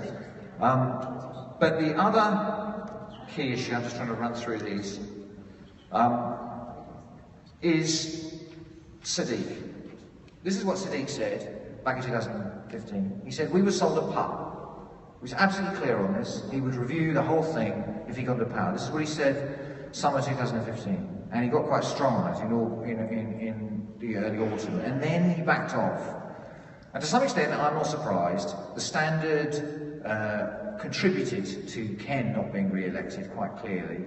You don't pick a fight with the Standard and expect not to get bruised. And the Standard have been championing this as if they were governors of the bridge, which is interesting because that's what the owner of the Standard did say some time ago. He was going to be governor of the bridge.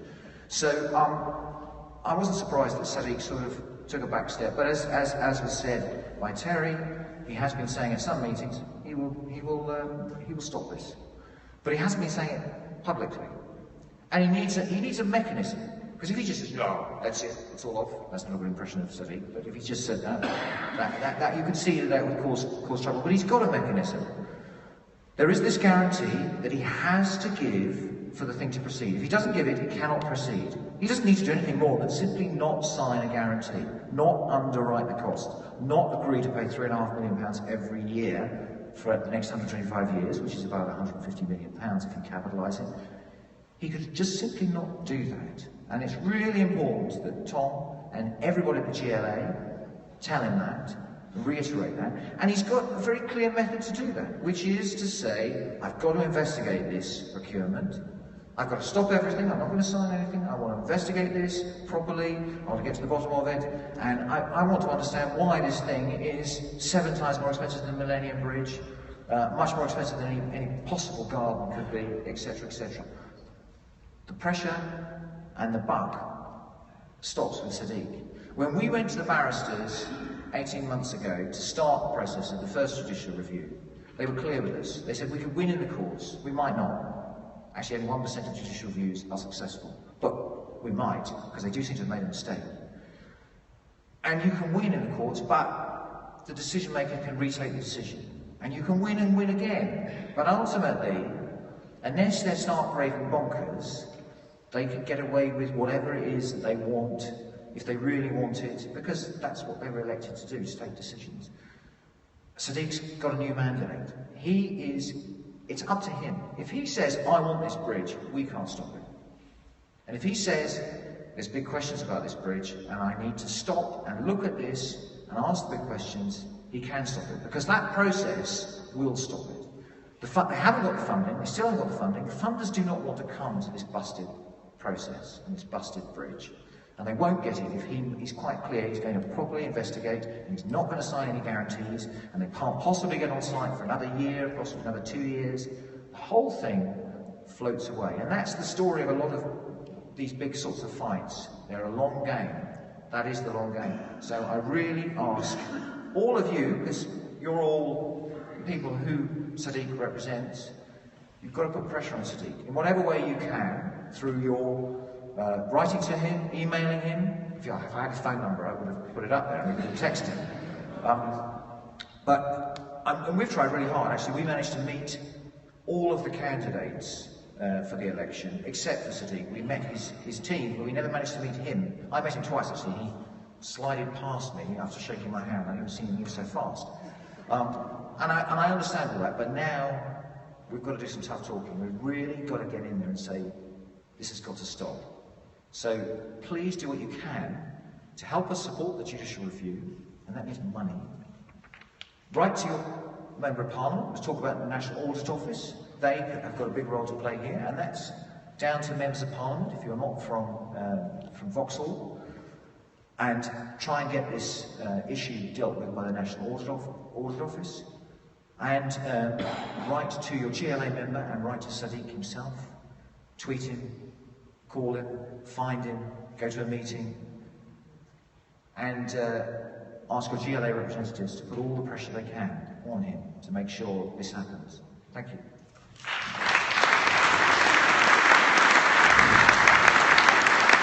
Michael, and thank you for all you've done from day one on this, because we do look to you for the kind of expertise, leadership on it. Now, there's a number of things, and I think Michael's gone through so many of them, and I do absolutely agree about Sadiq, but I actually am almost more angry about Lambeth Council, particularly.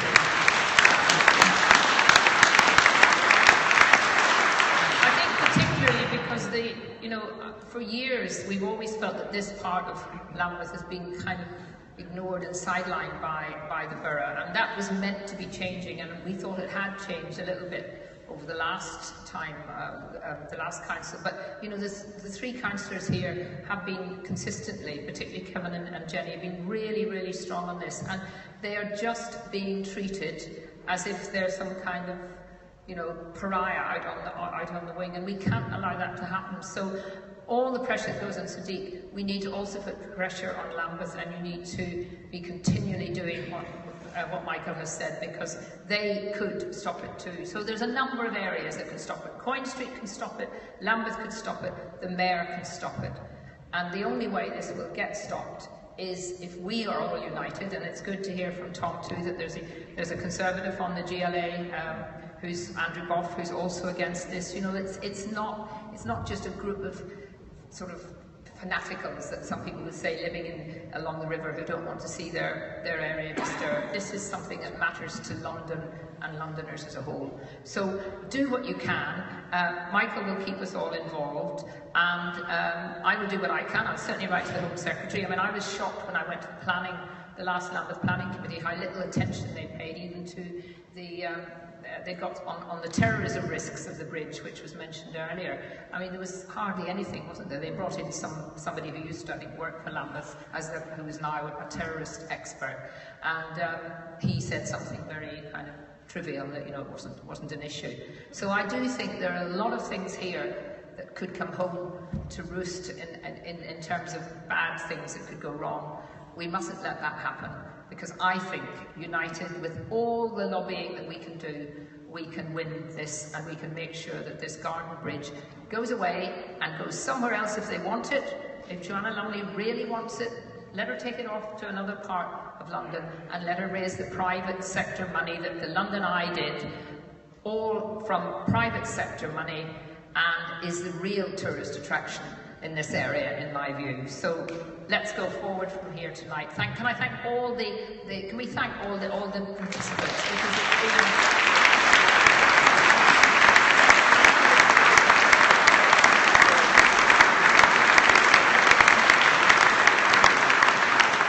I do think really all of those presentations were really helpful, and I know we all think we know an awful lot about it and we're opposed to it. It's really useful to have the arguments so that we can talk to people about it as well. And I think we should keep everybody, once a week, you should write a letter to the Evening Standard. It won't get in.